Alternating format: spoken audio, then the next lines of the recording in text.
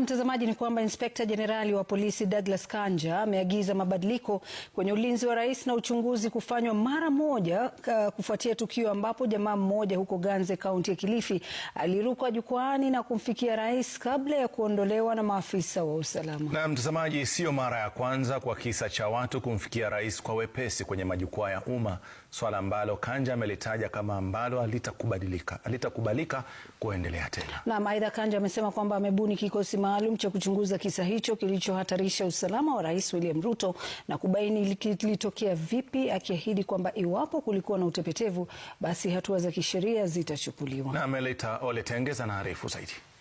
Hiyo pia kandarasi tumetengeneza. Yes.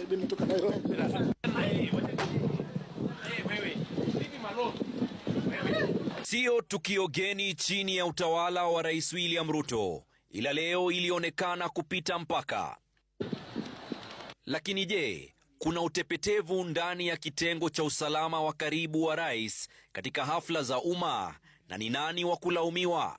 Rais anapopanda jukwani kutoa hotuba yake, kwa wengine inaonekana kama fursa ya kumfikia na kujitetea. Matukio kadhaa hapo nyuma yameangaziwa na kudhihirisha jinsi ambavyo yanahatarisha maisha ya rais, japo mara kwa mara maafisa wa usalama wameonekana kuwakamata baadhi ya Wakenya kabla ya kumfikia.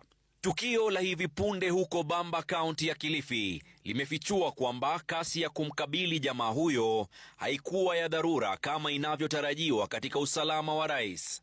Usalama wa rais japo ni siri kubwa, kwani inahusu usalama wa nchi kwa jumla, uwajibikaji wa mamia ya maafisa wa polisi na wale wa kitengo maalum kinachomzingira kikionekana kuwa swala linalohitaji kuangaziwa. Hata hivyo, rais aliendelea na hotuba yake licha ya mtafaruku huo. Huyo kijana hana shida. Nafikiri amejifunza kutoka Fikirini Jacobs kwamba nafasi ikipatikana asiipoteze.